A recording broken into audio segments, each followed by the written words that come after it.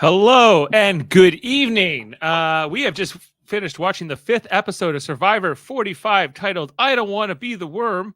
But we're just getting started here on Super Mater Brothers Podcasting, streaming live on Facebook, YouTube, and on Twitch, or you might be listening to us on audio format. I'm Dave Mater, joined here with Jaemeel Robinson, as we're here to cover another episode of Survivor. How are you doing tonight, sir? I'm doing all right. How are you doing? I'm okay. You know, we're coming off a 3-hour Star Trek podcast last night, so we're That was fun. yeah. I just posted the edited version, so I think I'm feeling a little bit today. We took off Big Brother last night just to do that. So all this for the folks that might have some carryover with Big Brother, you didn't miss anything. All the stuff that we want to talk about is going to be tomorrow. So yeah, join I know, us for sure. tomorrow. But back to topic, Survivor, and spoilers ahoy. We'll be breaking down this episode and telling you everything that happened in it. So we're assuming you've watched it as well. As Brando gets voted out here, with Emily choosing to go with the former Reba guys in Austin and what's his name? Dave? No. David? Drew. Sorry, it was a D. It was a D, yeah. But not D from the other tribe.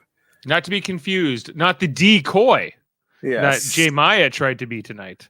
Correct. You know? How did you feel about this? Do you think that Emily made the right decision or not?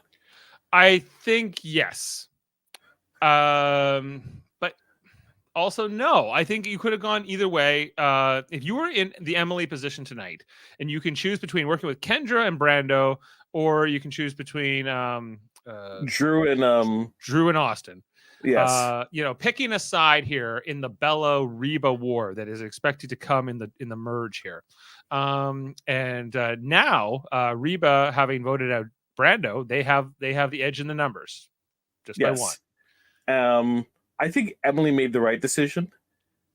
My thing about it is Emily better sleep with one eye open, because Kendra, like, the way she looked afterwards, like it was like the ultimate betrayal. You do not want this person in jury at all. That just sealed it right there. I'm like, I need to get this person out pronto if I'm Emily, because I don't think she's gonna forget that at all. No, her face was pretty classic there, I would say as well. Yeah, I wonder if I can. But in terms of why I feel this way, Austin and Drew versus Kendra and Brando, is what was Kendra and Brando really providing in terms of like trying to win over Emily? All of it was a lot of words, and a lot of those words were kind of like accusations for Drew that there was no way for Emily to truly get to the bottom of it, if it was true or not. Outside of that, they didn't provide anything. Whereas Austin and Drew have gone and basically put their cards on the table to Emily. To me, it was a no-brainer. Like, it didn't make any sense for her to do anything otherwise. Yeah, I kind of feel the same way that Brando and Kendra here, they didn't make a strong pitch. But beyond that, like what else are they offering, really? Like to her, like nothing other than the devil's advocate thing of like work with Brando and Kendra versus Drew and Austin. I think is that those two, Drew and Austin, are more likely to do well in individual immunities. They're already strong players. Maybe taking one of them out right now, knowing that the merge is on the horizon, would be a good move, just to take a big competitor out, but also it's a target, right? So there's you can look at it both ways. At the same time, let's say things don't work out well for Emily in the long run, right? Merge comes, and all the well wishes and lollipops and candy that Drew and Austin were selling her on turns to be a false bit of goods. She at least has the information. She knows where the bodies are buried, that you could at least barter with the other side and say, hey, this is all this information I have on them, right? I know about the three person amulet. I know about the idol. I know about the what does Drew have? Drew has the walk away from safety, walk away from tribal he has council. the safety without power, or what is it? Yeah. So at the very least, right? You can at least provide. You have something to bargain with as your exit strategy away from that side. So to me, it makes perfect sense for like it's a no brainer because even if you are damned, you still have the ability to kind of pivot out of that situation. There is nothing that you can be provided with Brando and Kendra because once those powers are gone from the game, you basically have no power to even reveal that bit of information. Yeah, more or less. Yeah. So I feel like Emily did make the right decision, but we'll see ultimately what it's going to mean for her game because we see in the preview for next episode we're headed right to the merge. So What? I was like, what? I was a little surprised myself. We're only in the this is the 5th episode, so now we're going to 6 episodes. That means we're going to have 7 episodes post merge. Like that seems. I think one more episode would have been more appropriate. But why do you think they chose to do it next week? Do you think they're gonna pull was it a Survivor China and they're merged but not merged? They're at a merged beach. They might, yeah. They're merged, but well, maybe one of them has to smash the hourglass or something. Change the course of destiny. Change the course of destiny or whatever the hell it is. That's what they've done the last few years. Is that at the merge, there's like one person there who won't like sort of be part of the merge, or at least not the jury. Is sometimes what they also do, where that the first juror won't come until a couple votes into the merge. Yeah. They're at 13 people, are they not? I think so. Yeah. Yeah. There's 5 are gone now, right? No, 4 are gone. No, 5. No, there's 5 gone, and we started with 18. So there's 13. Yeah, absolutely. You're right. 13. So they're gonna, let's say they do have one more grouping where it's 6 and 6. One person stands out and has to, make the decision. Afterwards, it seems like it's playing out like they traditionally do, and then maybe they have 2 separate tribal councils, right? And then they merge the following episode. So one team is able to merge. Wait, no, not 2, probably just 1 tribal council. Well, it's day 11, right, when Brando gets voted out here, and at the end of this episode, and so there's 17 days left then. Jeez, 16 or so. That's 2 weeks. Like that's a pretty long amount of time. I know it's not like Jeff would be like, it's not like the 39 day seasons, but and maybe not, but that's the commentary he'll be providing. Yeah, we need to get back to a longer game, and I'm still not convinced that the longer game is what we need. I think it's more than that. I was talking to Jane this morning too, just about like the Big Brother episode from yesterday and how, it's all so safe now and everybody who's on TV knows they're on TV. And I think what Jeff's missing sometimes is like those early days of reality TV where people just were like, I can be on TV, I can get my 15 minutes of fame, who knows, blah, blah, blah. Right. And now people are like, well, getting noticed is easy, but you don't want to get noticed for the wrong reasons, but at the same time, so that they wouldn't air that. That's not the type of show that it would make more sense if you're really like a strategist in terms of like creating a brand for yourself, is that you'll get through this and get as much, as far as you can get. And then when you get your own platform, you springboard it into whatever you want to say, whatever your platform is, right? Or you go on something like Love is Blind, or like where you're going to be like front and center a lot more, right? Right. So Survivor isn't the draw for that type of element as it used to be, right? There's other shows. But you remember like those early days, like especially the first season of Survivor, where all of those people became like household names because the show was so massive, right? Yeah. I can still think about all those first season cast members just because they were, I guess, more better at being memorable, and like they kind of like captured our imaginations at the time, you know? Were they better at being memorable, or is the fact that this was an entirely new experience and they were the original crew?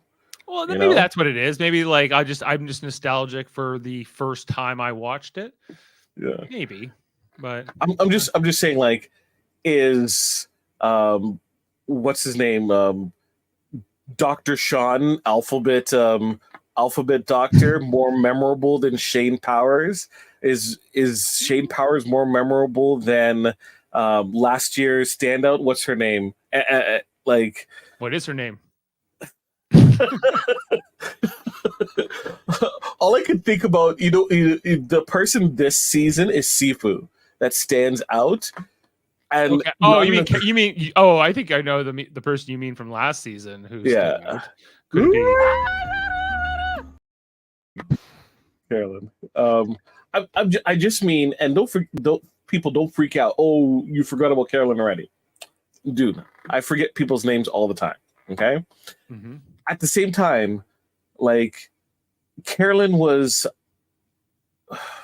I think, an anomaly that you're not going to necessarily see very often, because a lot of the people applying for Survivor are people who are fans of Survivor, and they're like, they don't want to put into jeopardy any type of situation where they might not be able to come back or thing. Before, there were people like, I'm just going to this gig, right? Or my agent said it would be a good idea to go on this show, right? They didn't care. They what the show was, or like how it's going to come across, right? There was always that. Even when it blew up, people still didn't, like, you would still have conversations about Survivor, and people were like, what's that? Oh, it's that show. You'd hear that.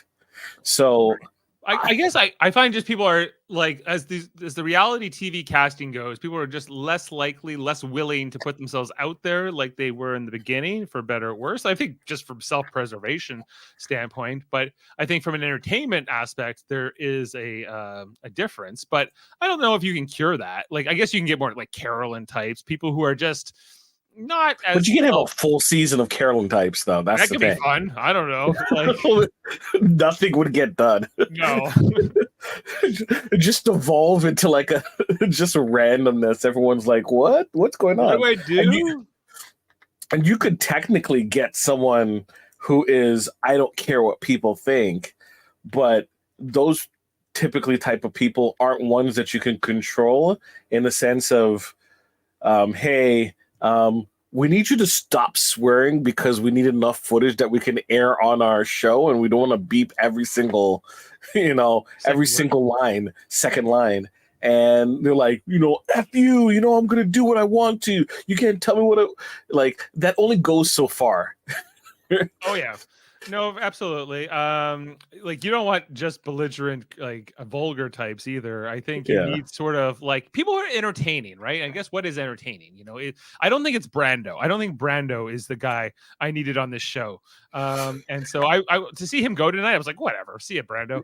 Me and you are on the same page, because I don't know what type of strategy that dude was thinking of, because he gets into Drew's good graces and then he immediately squanders it the moment that Drew gives him any type of pushback. Like, he just folded completely. It's like, oh, well, Drew doesn't want me. Let's go to plan B. I'm like, you spent all those hours talking and bonding, and you're just going to give up like that? Oh, my God. That was so ridiculous. Yeah, Brando was a bit of a disappointing player in this game. Brando is 23. He's not, he's pretty young, but he's super fan. So we're told. He was the ambiance of tribal council. That's what it's all about. I got the clip. But this ambiance, this fire that can be romantic and kind of cool, is death until somebody is crowned a winner. I love how Kendra just rolled her eyes. Is death. Kendra rolling her eyes, and Brando's like, wow, I'm on Survivor. And you're like, you're about to be voted off Survivor, Brando. And Emily's just like, I'm calloused. I don't care. I'm over it now. You know? See, Kendra's a real person. You could, and sorry, that's not to say that Brando is not a real person. What I mean is, in terms of Brando is a game bot, right? He has his head so wrapped up in the concept of the game that his inability to connect with people is stunted because of that, right? He made some progress with Drew and then immediately squandered it, right? Whereas Kendra, you can tell she cares more about like where she's at. She probably loves Survivor, but she cares about the moment, the exact moment where she's at, right? She's that type of person people can respect and understand and connect with that. I didn't think anyone connected with Brando.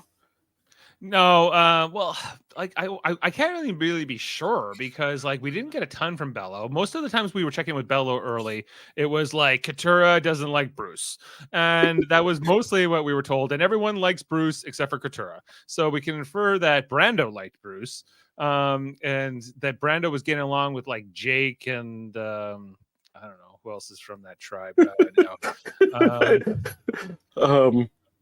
Was Kelly. Yeah, Kelly. Yeah. So there's Kelly. There was 6 of them until tonight when Brando was the first of the original Bellows to get voted off. So remaining are Bruce, Jake, Katurah, Kelly, and Kendra. All 3 Ks over there. Yeah. The ladies. But knowing how was it Kadaya? Katurah? No. Oh, Sabaya. No, you were right the first time. Katurah. Right? And Bruce get along. And you see that, that conflict. That does not bode well from like a merge standpoint. And he must have seen that. So to say that on the other side is, this strong alliance, that's a little come on. Well, I think so you got the original Reba, the original Bello, who kind of just they beat up on the Lulu early on in the game till basically now there's only 2 Lulus left. You got Emily and the Canadian Batman. What is I'm not Batman. I'm the Canadian. Why can't Batman be Canadian? I don't know. Oh no, he's Wolverine, baby. Oh, that's true. Sneakity snike. Yeah, but what's that guy's name? The guy with Caleb.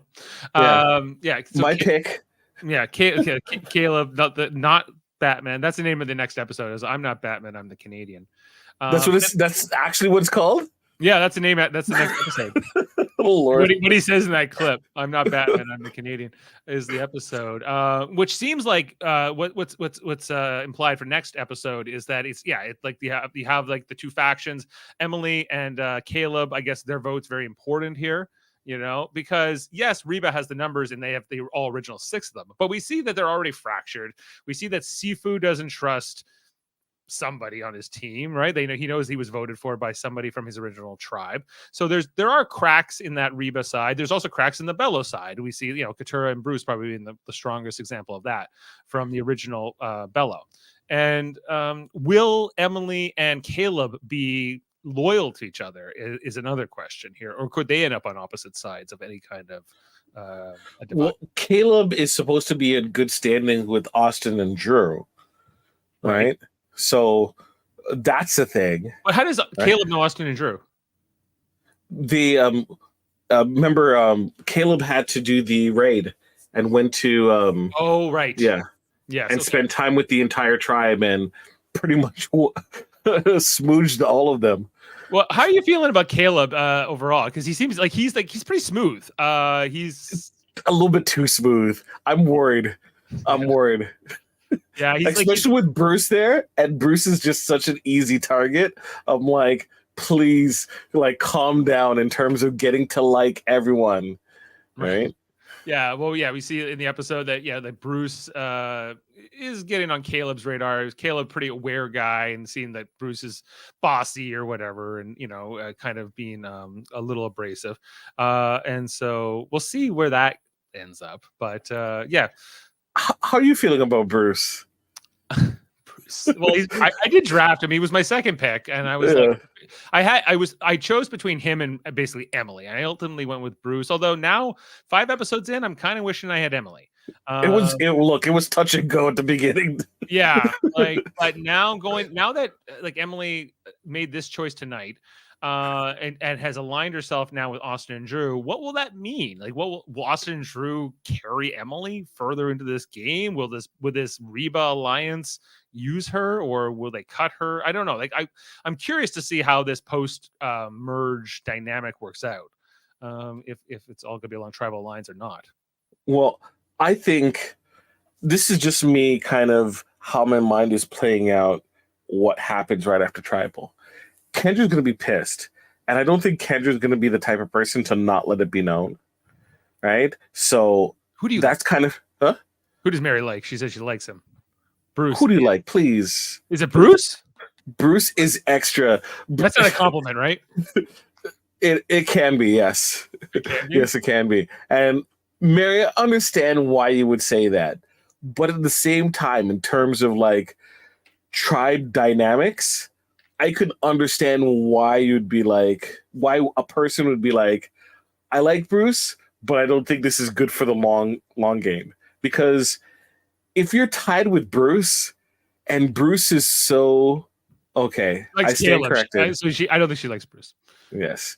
Yeah. Okay. Well, I'll still continue my thought. Go ahead. Why it doesn't make sense teaming up with Bruce is that he is so the way that he makes other people feel, you can't particularly lock in any type of relationship because somewhere down the line people are going to be like, I cannot stand being with this man. I don't think I can taking to the end. I need to get rid of him, especially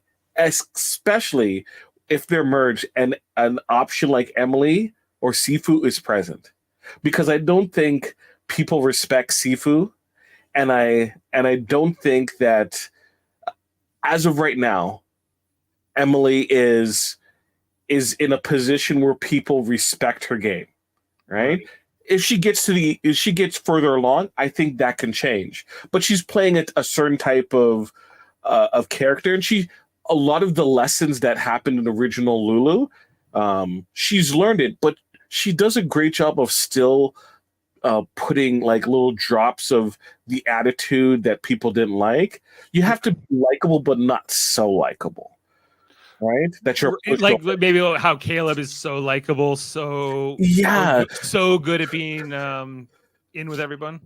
He's like, this dude should be on Big Brother. Caleb should be on Big Brother, honestly, because he has the way that he talks to people in a social game is impeccable. Plus, he's a not so imposing physical individual. I personally would automatically feel threatened. And the fact that I like him so much, I would feel even more threatened, right? Which is like, that's so worrisome. I like Caleb a lot, and I wish him well. I don't think he's winning this game. If you're the other like contestants, like going to the merge, you got to go like, we got to get Caleb out of here, but we can't let him get anywhere near the finals. He'll win in it, like for sure. He's so likable, unless he like somehow stabs everybody in the back. But even then, I think he could give a speech that could win people over. Yeah, it's. You don't want to be so likable. There needs to be a little bit of edge. Can you think of someone who was so liked that actually won Survivor? Like beloved. Beloved? Because that's where he's going. Not really. Like Tom comes to mind a little bit, but like people like Tom. People respected Tom. I don't necessarily think that everyone liked Tom. Yeah, that's true. Like just like the most likable person wins. Maybe Jam, even last year, like he was pretty well liked. he was pretty well liked, but still there was an edge, and people were kind of like, "What's up with Jam Jam?" at certain parts.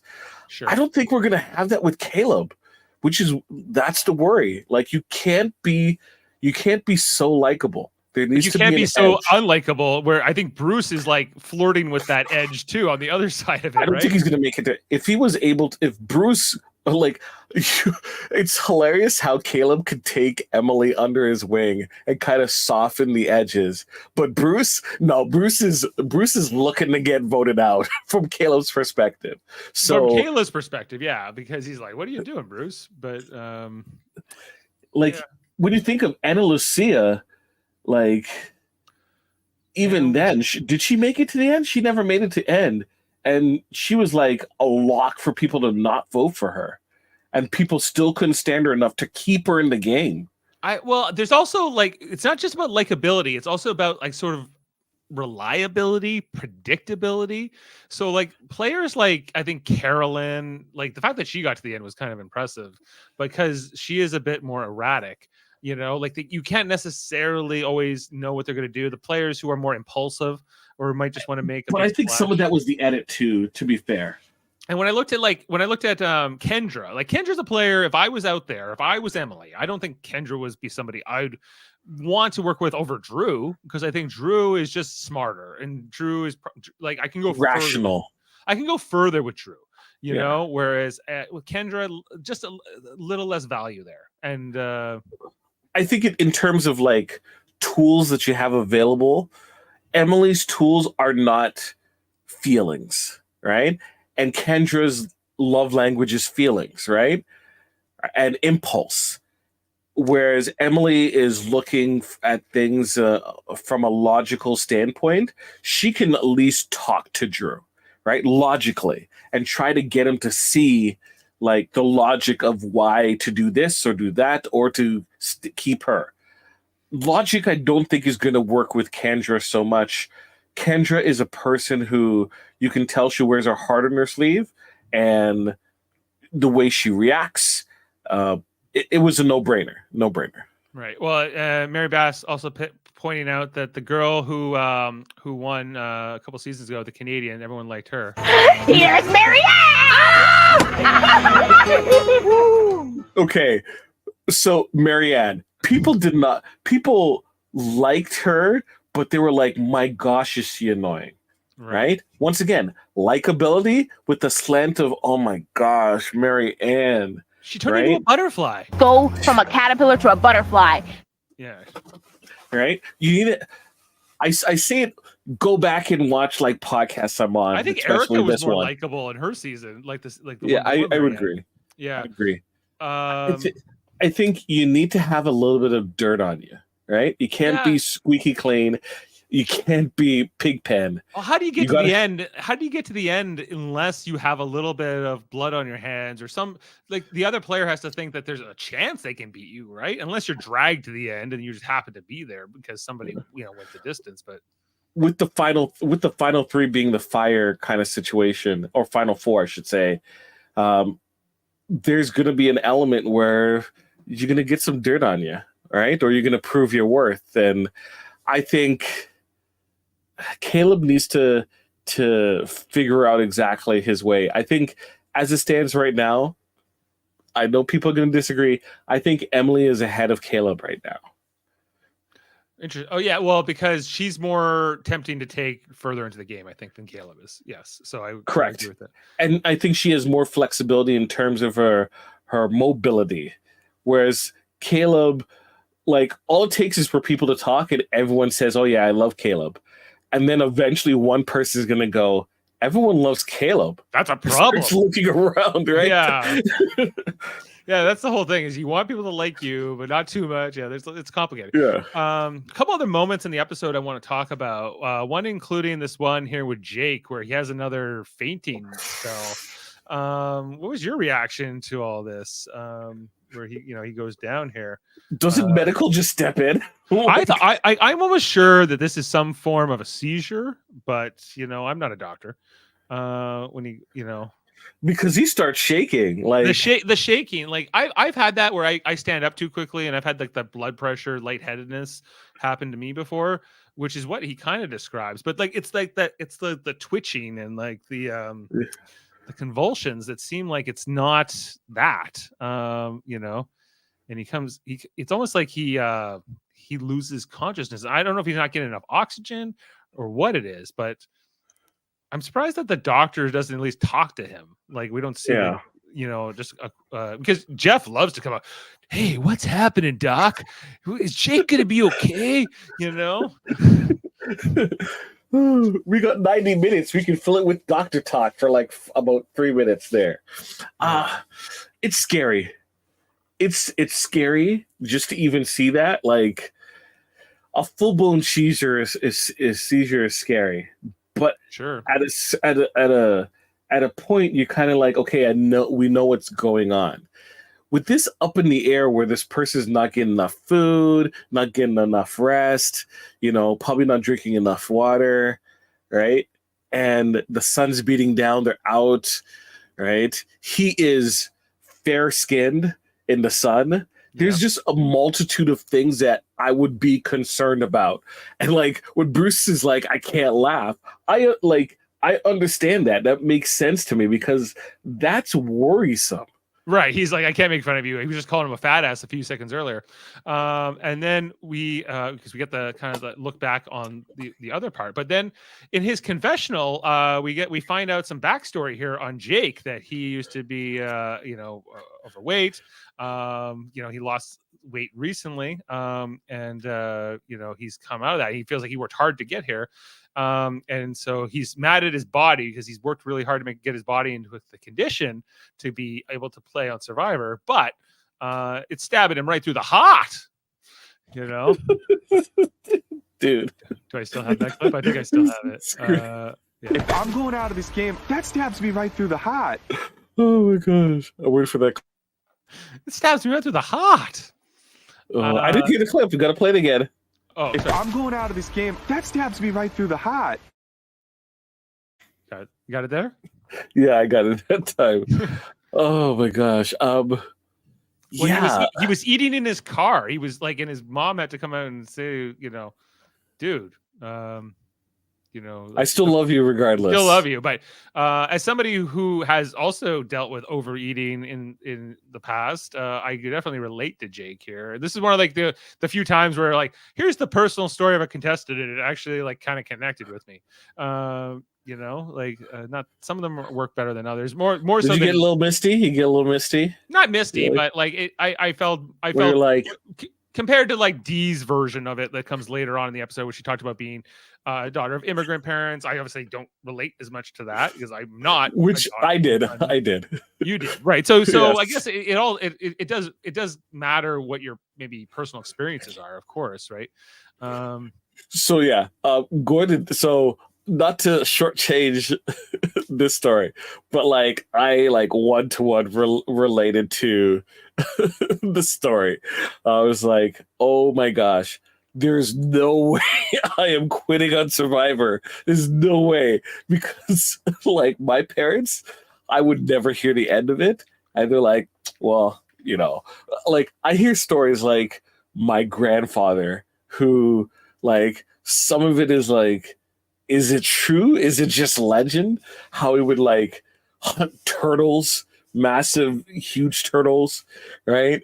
And how he would ride like some of these roads that in Trinidad. He's like, oh yeah, I would ride into town. I'm like, there's no way you can ride into town safely. I was like, yeah, he did it, right? I know this man, right? Spent years with him, right? He would be smoking a cigarette. The cigarette wouldn't be in his mouth. It'd be literally hanging off his lip. That's like my grandfather. But it would be smoking it, right? Yeah. This man taught me how to ride a bike, right? But this is also the same man that I'm told has, viewer discretion is advised, cut a turtle's neck and then drank the blood. What? He's like Ozzy Osbourne of turtles? And so when people tell, like, so it's like, could you quit Survivor? It's like I would never hear the end of it. I'll be too soft, Canadian. You Canadian so soft. So yeah, I could never quit Survivor. Could never quit any like game show or stuff I was on. No way. Either. That's impossible. But we had to like basically 2 or 3 quits this season alone, right? So which is why like I hate it so much. Like Sean practically quit too. So what he did quit. Let's face it, he quit. Well, that's the other thing in the episode that we did pass over, which was the Sifu interrogation. Those other the Reba McEntire women not fessing up to who voted for Sifu, because if Sifu has an idol, and if they were all to vote Sifu out next time and he has an idol, then he can choose who goes home. And because of that, they all decide to lie and cover for each other. Why? Why not? I thought, I don't know. I just think that unnecessary. Like, ultimately, what happened was they end up winning immunity anyway, so it's a non-issue, right? So I feel like it was okay. Who voted for what's her name? It was Sifu, Sean, and the other vote was for who? For D. For D. Who voted for Sean. D? Sean did. Sean, right? Yeah. Okay.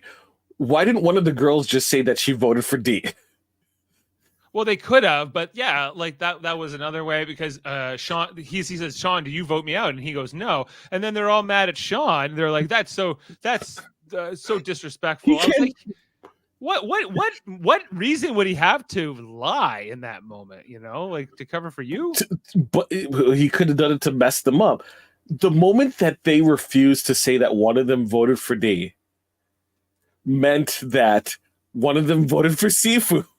All they had to do is like, if they had like a conflict, like our decoy there said she voted for D, right? And then have like a spat where they're shouting, away from camp, right? That would at least give like Sifu a reason to doubt Sean. But the moment that all of them are like, yeah, we all voted for Sean, it's like, no, the math ain't mathin', right? Because Sifu knew who he voted for, so that doesn't make any sense. One of them is lying. Yeah, no, absolutely. And like, but Sifu not too bright at putting it together, because just how like he when he comes back and says that was kind of surprising to see my name, and I don't know which one of the girls said it, but they were like, I'm not ready to talk about it yet. I'm like, then it's definitely one of you. Yes. If you're not ready to talk about it yet, you're like, this is the worst lie ever. This is so bad. Such a bad lie. And okay, and just sticking with that tribe for a minute, because we see later on that Jaemeel says, okay, to undo this damage here, I'm going to tell Sifu that I'm the one who did it, so that he'll want to come after me. How is this going to work? They were gonna get her to vote for him to vote for Jaemeel. No, they were gonna convince him that there's division and she's on the outs. Right? So it's not a 3 versus 1, it is 2 versus 2. But at the same time, why wouldn't he still use his idol? Because if he votes for one of them, and the both vote for one of the other side of the alliance, and then the 2 vote for Jaemeel, and there's no changing, it goes to rocks, and then he's potentially like could be gone. So that still doesn't make any sense from a strategic standpoint. Oh, I'm not gonna use my idol because we could be going to rocks. It's like, no. Well, I guess like what we're getting more in these 90-minute episodes is just way more of like, you're just sitting there on the beach with nothing to do but think, I guess, right, and talk, and so people think themselves into circles and like start doing moves that make no sense. Like I don't think they needed to cook up this little like lie here, especially not yet, like because they're like it's not like they were imminently going to tribal, Well, remember, it's the new Survivor where everything's so compact. It's not 3 days between tribal councils. She could have thought it over and says, you know what? That was a stupid idea. I'm not going to do that. Right. As opposed to tribals tomorrow. I gotta figure out how we're going to start doing this. my prep work here, basically. Yeah. Yeah. What did you think of Sifu's fake idol that he was crafting? It looked so terrible. I'm like, I'm not buying that. You are no Bob. You are no Dr. Bob. Okay. It was. I appreciate that he was slowly collecting things. From the thing. It was building it slowly. To show his advantage. But the problem was with Sifu was that he was going around telling everybody that he had this idol. I'm like, then they'll know. Then like you're all dumb. All of you are dumb. Like just you tell one person, the one you're supposedly going to work with, right? It just like, well, okay. I do agree with the two girls though. Two women. Sorry. That they're like, Jemima wants to put herself in that situation. Right? Look, if there was one lesson that Keanu Reeves taught everyone in Speed, sometimes you got to shoot the hostage. Just vote out Jemima. I'm like, yeah, she wants to put herself in that position. If we vote her out and she goes, then Sifu's going to be like, maybe they were telling the truth. You know what I mean? And then you avoid that situation altogether because dead men tell no tales and she's gone out of the game. I thought the point of Speed was it's just better to be taller. Isn't that the idea at the end? Or I'm taller. No. Well, okay, that's a lesson, but you can't necessarily learn that, as what's it called again? Big Cass from the WWE formerly, right? He's 6 feet tall, and you can't teach that, right? Right. That might be a little bit too new of a wrestling reference. Yeah, I have no idea what you're referencing because if it's before 2002, I'm probably not going to know, or after 2002. I'm sorry, 2002. That's okay. But those who got it, enjoy your wrestling reference for today's episode. That's it for me in terms of that. I want to talk a little bit more about the Bellow tribe too, before they went to the challenge. And the conversation between Brando and Drew, I thought was kind of maybe the most interesting one for me because the Pokemon one. Do you care around not them talking about Pokemon because I don't care about Pokemon, but the fact that Brando still plays Pokemon Go, I'm like, what is this? 2017 or 20? People still look. Pokemon Go is still popular. Fair enough. I know a bunch of people. What it was. Remember how big it was? Like around, I guess 2016 is when it was big, right? Yeah, and then the pandemic happened, and everyone was inside and couldn't go outside. Couldn't go get their Pokemons. But okay, but so Drew or Brando makes a pitch to Drew. Why don't we form a nerd alliance? The nerds never go far in this game, and like. Because my question here is, do you think Drew handled the conversation well? Because Drew says, no, I don't really want to do that. I'd rather just get I'm more about the Bello Reba numbers, and until a Bello gets voted out, I'm not going to feel comfortable. Original. Okay. One, terrible alliance formation. You know that Drew is thick as thieves with Austin. But you propose an alliance that excludes his number one. That's poor thinking. That's a poor. And it's like, oh, the nerds. Who are the nerds? Right? Point out the nerds to me. Well, I think that Brando was implying that Emily was one of the nerds. Whereas Emily doesn't say a lick of things during the entire Pokemon monologue. No, she's not a Pokemon nerd. Yeah, but it's mostly why they're just kind of sitting around camp here, and I don't know. Brando was trying to get something going here, but just don't put a name to it, or don't specify or put the alliance in a box like that. Yeah. Right? Give Drew the option of who he wants to bring in. Let's say you're doing this just to form a relationship. Let Drew decide who's in the relationship. You're courting Drew. Let him, give him the option. It's like, I want to take you out. You decide, and I'll take it there. I'll pay.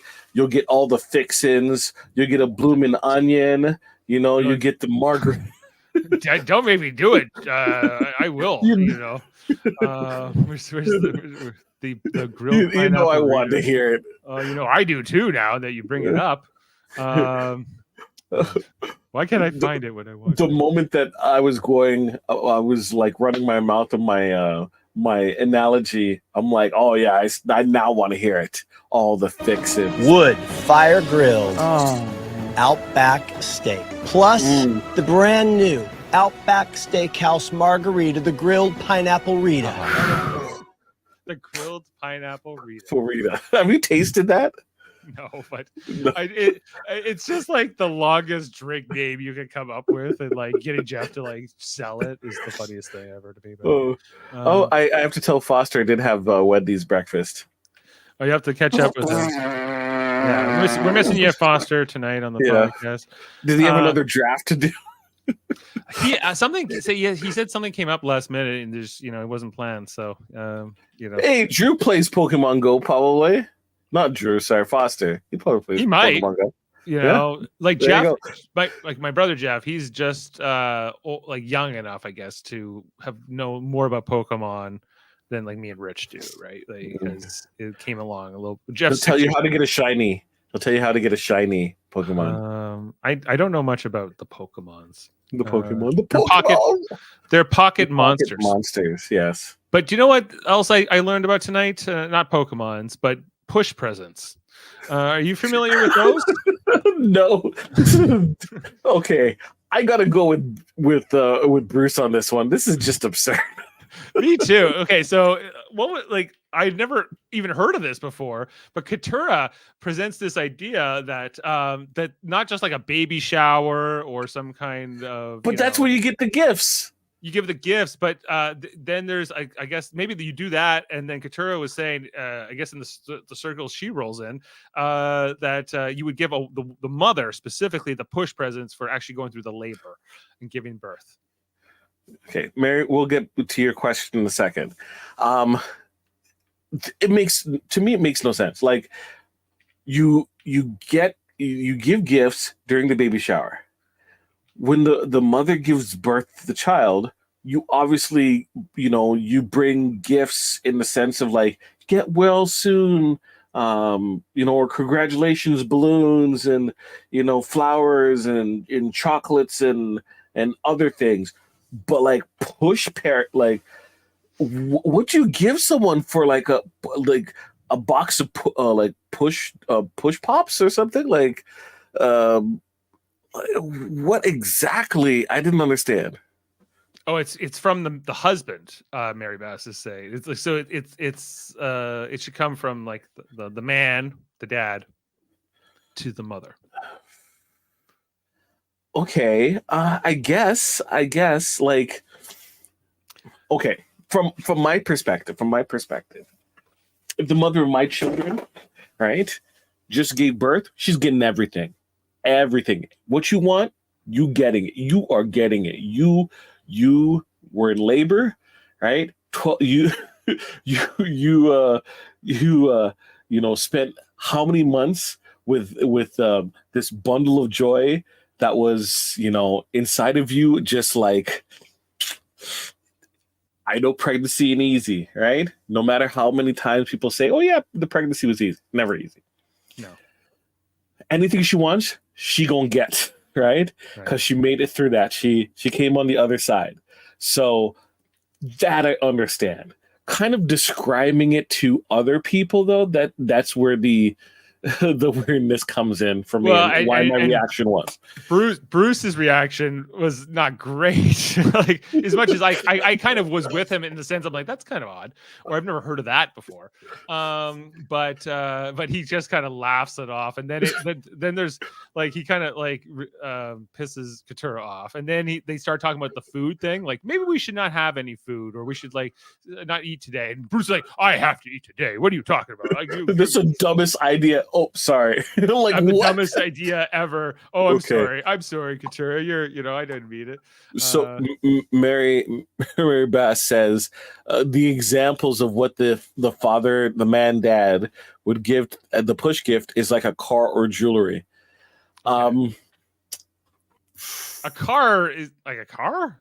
Like, I understand getting jewelry. a new car. I'll go with that. Sure. Like, Mary Bass, I know my situation, right?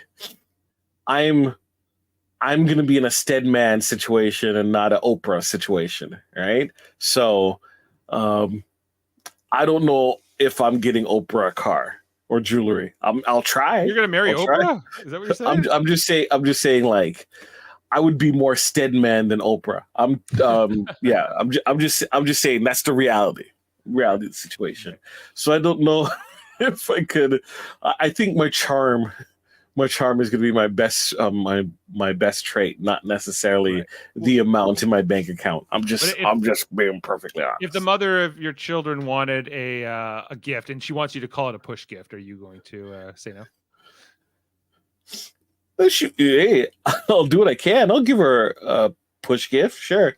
Like a brat for a Tesla.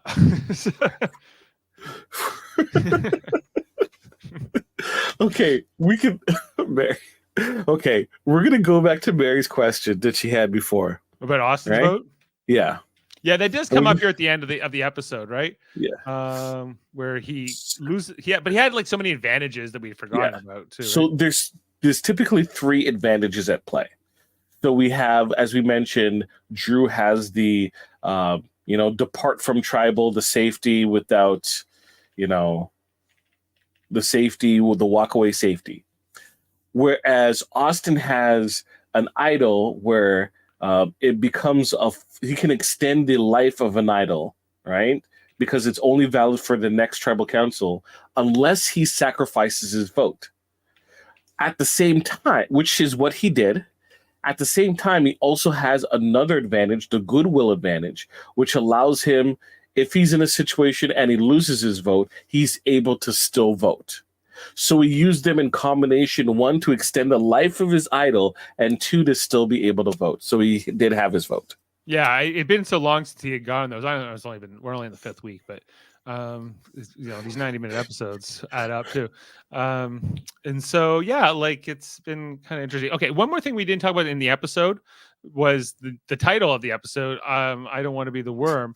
Kendra trying to eat this worm. I'd say a big fail. Don't swallow the worm. Chew up the worm. You can't just try to swallow like a pill. Like that's not going to work. And so she tries to swallow, and then it I guess it probably crawls and whatever, and she ends up spitting it out.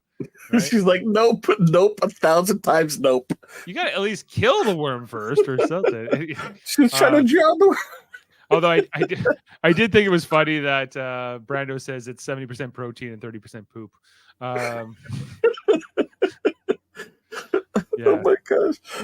They're all starving. And then I couldn't because they're all talking about how hungry they were. I'm like, didn't you guys just win like a ton of fishing gear like last episode? Like, why don't you use that? Wasn't it stolen though? Was like somebody's got it was fishing gear, right? It got stolen by Caleb, right? And he took it back to Lulu. Even though they already had fishing gear? No, they didn't win that. Remember, they didn't win. So Reba had it. Yeah. So they stole their fishing gear, and then they split the tribe. And then some of them got the fishing gear back again, but not this group. Okay. Well, because they're not at Lulu Beach. I got you. But I guess even if you don't need yes, Mary Bass, you put the worm in the fire. But I think none of them had any fire because it rained and all the wood was wet. Was wet. Yeah. Okay.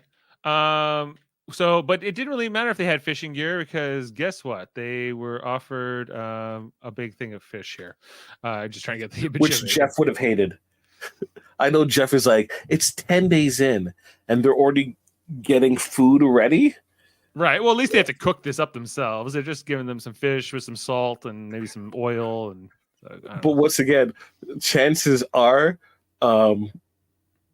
they weren't able to cook it because they had no fire. The wood is wet. The wood is wet. Okay, yeah. I don't know. Maybe you can smoke. I guess you can't even do that. I don't know. I'm sure they found a way to eat them. So who got so I guess Reba got they finished first, right? So they got the bigger bigger fish here. So Sifu gets his own fish. Yeah, and Lulu came second. I don't know. Sure, not like they're offering them peanut butter and jelly sandwiches or whatever. Sure. So okay, what about this challenge? How do you feel about it tonight? It's a slingshot challenge, and it always comes down to the slingshot stuff, really. Yeah. Would you rather a slingshot than a puzzle? I do agree with Jeff what he said a few weeks ago, where these challenges have all become the same. Yeah. So get the key. Go through an obstacle untie course. This. I miss. Sometimes I miss the old days. Let's see who can eat like a spider, or get Kendra to eat the worm. She wouldn't be able to do the blind courses and the collars and the. Yeah, but just should everything come down to just like an obstacle course? I don't know, all the time. It's boring. It's boring. It's a little boring. I kind of like the when they would do the races, with a canoe race or something like that, or even the endurance race where it's you have the two tribes and they have they're in a circle, right? And it's can they overtake the person at the front of the other tribe? I feel that goes on for hours. I feel like this is part of the reason they want to get to the merge faster, is because I think they know that these challenges are very much generic and kind of the same, and maybe we're getting tired of them, so they want us to get to those individual challenges, which I think are more interesting on TV. Yeah, most, and you can do more variety because then it changes hands, as opposed to we have to put so many different elements so that everyone can feel like they can participate and can contribute. True. They don't want to reward just the super great athletes, but I don't think that's even what happened here. I don't think the team that was most athletic or had the most brawn here won this. I think I liked this more than some of the other ones recently, just because it was a little different with this with the slingshot. They shouldn't have had Drew do the pole. They thought because he was taller, but they needed more finesse than they. Yeah, he didn't have the dexterity, it seemed like, or something was off here where he was not as strong in it. And so ultimately, Bello fell a little bit far behind in this challenge because of the pole, but it was even before that, right? Yeah, it was even before that. Yeah, and the pole didn't help, but they were already kind of slipping behind. Emily wasn't a factor in this because she was not. Yeah, she's like, well, I guess it's my fault we lost. I'm like, you weren't even in this challenge, Emily. What are you talking about? You're just a bad luck charm. They did 3 targets instead of 4. I thought they would getting each person to have to knock one down might have made it a little harder here. At first I was like, oh, Sifu's not going. Why wouldn't you put him up first? But they ultimately gave him the furthest target away on their respective team. Bruce had to try it a few times before he finally knocked one down. And there was just a few seconds here. And then Austin tried to use the slingshot, but he was really struggling because they opted to go for the furthest one first versus rather than what Reba did, which was the closest. Yeah. So that was that challenge. They get some fish. Okay, then there's also the choice here to send people on the journey. So let's just talk about that. So it's up to Reba. They get to decide who they're going to send. They end up sending Jaemeel. And they choose to send Austin from Reba, right? And they go, well, or for Bello, I guess the new Bello, right? And so, and they go, well, Austin, we know him, and we want to find out what's going on in the other tribe. And I was like, that's the worst thing you could say out in front of everybody right now. Right? And he just kind of rolls his eyes like, no. You can see it on Austin's face. And and then Kelly, who had sat out for Lulu, right, gets to go on it because they were like, well, to give Kelly something for having to sit out that challenge, something for her to do. Guess what, Kelly? Since you sat out the challenge, you get to climb a mountain. Good luck. So she's sent on her way. I don't know, the journeys up the mountain. I'm getting a little tired of those too. Where just cut to the choice and just save those 3 minutes of complaining about it. They're always every time it's oh, this is a hard climb. Okay. What did you guys talk about? They never tell me that part. Yeah, so whatever. The choice that they were given. Okay, the sandwiches versus the amulets. Sandwiches versus amulets. Thoughts on this? Obviously, the sandwiches looked not worth it. And was that orange juice? Yeah, it's like one thing of orange juice. No, give me the amulets. Mary Bastian, she would have sent Emily to this. Maybe, yeah, like that might have been a better choice versus Kelly. The amulets, yeah. Let's talk about and so I agreed with Austin where he was like, well, I don't want the amulets. I'd rather have the sandwich because if we take these amulets, we're incentivized to take each other out because these amulets become more powerful each time one of us gets voted out. And people are going to go home to tribes and they're probably going to tell one person or a couple of people, and it becomes difficult. So if you're in this situation, what would your vote be? In the food. Even though I don't like the sandwiches. Even though I think I'm with you because I don't think that the sandwich is more important than the amulet, but I think that the amulet is more of a liability. Especially when you have already so many like advantages like Austin does. You don't want to. Let's spammer in the chat. Right. Oh, it's commercials. Okay. So yeah, like and I thought that Jaemeel was going to choose the food. Like she looked at that sandwich like she wanted that sandwich. But then ultimately she's the one who's like, no, I want the amulet. And so Kelly's left in the middle to make the decision. And she's like, I guess this is a new alliance. Kelly, Jaemeel, and Austin. What an interesting dynamic. Okay. Well, I don't think that this will last, but we'll see what these amulets do into the merge here. Yeah. I don't think it's gonna last long at all. I don't think this information will get around. They'll want to take out the advantage, and it will all get played out here. Ultimately, Austin comes back to Reba, or is it Bella? I can't even really keep track of what these. I guess they're blue. They're Bella. Okay. Yeah, so Bella. They're Bello. So the whole team, well, we had to choose between food and a challenge, and we did the challenge, but we had to move coconuts, and we didn't get it. So no advantage. But then he turns around a minute later. He tells Drew the truth that he got this amulet, and then he chooses to tell Emily, which ultimately maybe is why she chooses to go with him, right? Yep. There was also that whole other segment when Austin was at the on the quest or whatever, and we see here that Drew goes to, or no, sorry. Brando goes to Drew and says, I'll give you my shot in the dark. I just want it to be Kendra. If you're going to vote at one of us, just make sure it's Kendra, not me, And then Drew tells this to Emily, and then Emily confronts Brando. He says, no, it was Drew's idea. Yeah. This eventually gets back to Drew, and I don't know. It was just sloppy play. It was sloppy play. It was just bad all around. Yeah. So, but that, that ultimately leads here to this breakdown where eventually, the two votes tonight were Drew and Brando, the nerd alliance that never was. These two eventually will target each other throughout the rest of this and end up in the ambiance of tribal council, but it means death. Yep. That's a great reaction there from Emily when she finds out about his amulet. I think this is when she decides to work with Drew, because she's like, he trusts me to tell me this.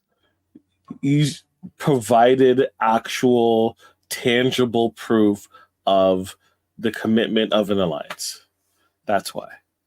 Yeah. So I liked that as well. She tells us, in her little confessional, I don't even know which way I'm going. I think you made up your mind, Emily. Yeah, you made up. And then we get the tribal council itself, which was pretty ho-hum. Ho-hum, yeah, for sure. Like Brando's just talking, I just can't believe the ambiance and the romance, and it was kind of all the same.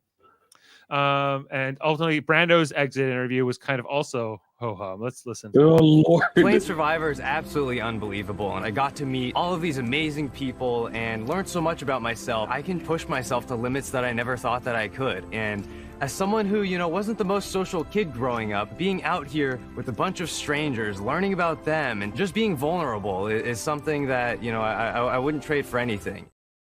How about $1 million? Script reading, good script reading, because that was generic, like Survivor 101, just terrible.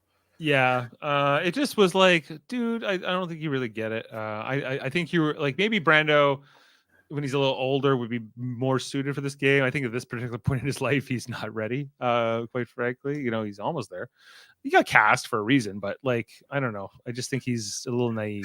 Cannon fodder. Yeah. So we're scratching off Brando from our list. He was drafted 14th overall by Daryl. So he was kind of a late pick, not like Brandon, who was taken first overall by Jane and then first voted out. So we can see, we've lost now 5 people, right? Yep. Including Hannah, who quit. And of the original tribes here, we can see all of the Reba are intact going into this merge. We already said Emily and Caleb, and then losing Brando, you have Bruce, Jake, Katura, Kelly, and Kendra. Any kind of theories on what we might see develop into this next one? I guess we know Caleb's vote's going to become important, right? I think Caleb and Emily are going to be the fulcrum, right, of the next vote. Yeah. And in terms of our draft teams, what do you so Jane still has Julie. She's feeling better about Julie than she's about Brandon. You have Caleb and Emily. Both so that's interesting. The 2 survivors of Lulu, you have them. Whereas I got Jake and Bruce. I'm not feeling terrible about that, but I think Jake's the better option. But how far is Jake in? Yeah, health wise, we'll see. Yeah, Bruce, I don't see winning this game, but he might go far. Like if people might go far. He might want to. They might want to take him to the end. Whoever is maybe if they can stand him enough to keep him there. Right, but I think that he might be. They might fear him from like a speech perspective. Maybe. Oh, no, I don't think marginally more. He's he came back here. We know he's likable at times, so I don't know. I think he's. Like people are like, oh, he's so goofy, like that type of thing. But we'll see. The Bruce isms, as we're told here by Katura. Jen's got Kelly and Jaemeel. That's not. We'll see. Well, now they're in that Amulet alliance, so maybe that's great. Yeah. Sifu and Daryl. So he's lost Brando. So he still has Sifu. Daryl's team is got an uphill climb. Katura on Amanda. Sean has D, and he also had Sean. Foster, Austin, and Kendra. Austin and Kendra. Okay. Yeah. And then Drew is with Jeff. Yeah. We'll see. So who would, if you had to pick a winner right now, who would you say? Emily or Caleb? Emily or Caleb? Emily, I think, can win. I do. Emily can win? Yeah. Well, I think that she has the ability to make it to the end. And I think that she has a really good grasp of this game. She's likable, but not completely likable. So yeah, I think so. Am I going to be kicking myself about not taking Emily here? Is what you're saying? You are. Yeah, you are. Because I took Bruce.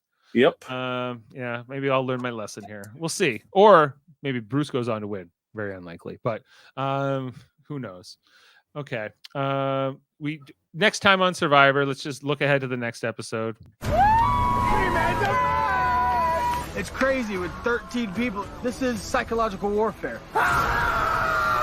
Next time on Survivor. We're the strongest people in the game. We've entered a new stage of the game, and we could just squash them. You are powerful right now. You just might not realize it. I'm not Batman. I'm the Canadian. So they just want. So Drew tells us he wants to squash the Bellow side. Basically, he wants to use the numbers edge that Reba has going into this to squash them. But they need Sifu for that, and Sifu might be less inclined to be loyal. We'll see, for that to work. Will Sifu maybe flip to another alliance?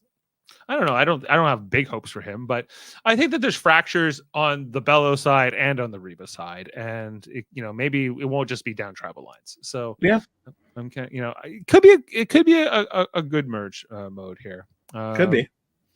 Austin. Mary Bass thinks Austin. It was a good choice to win the game.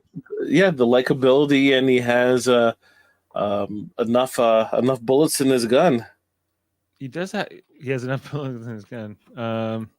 Katura, I think, is not a likely winner. Sifu, not a likely winner. Jaemeel, not a likely winner. Kelly, I could see winning. Kelly, we saw here, was pretty well liked by the team, like by the other players. We see here that Caleb wants to work with her quite a bit. We know that she's Sam's girl, so maybe there's a lot going on here. Or we'll see. Caleb. Okay, sorry. I'm just dating a couple things. Where's Caleb? Caleb's still on Lulu, and Emily is on Bella, right? Yeah. Just updating that. And then what do you think that the merge name will be? Some Fijian word that... No, someone's going to make up a word that doesn't make any sense. Okay. Yeah, that's probably... So much so that they're not even going to really talk about it. It's just going to be the lower third. They should call it the Canadian Batman Tribe. Canadian Batman. They should call it Alpha Flight. Alpha Flight. Hey, that's better. That's more creative. Okay, well, I guess we'll get out of here, right? We talked all about Join us tomorrow. Join us tomorrow for Big Brother. We're going to be talking about the eviction, double eviction, isn't it? Yeah, it's a double eviction tomorrow. Yep, double. Yeah, we got the double eviction. We're down to like final 7 or something right now.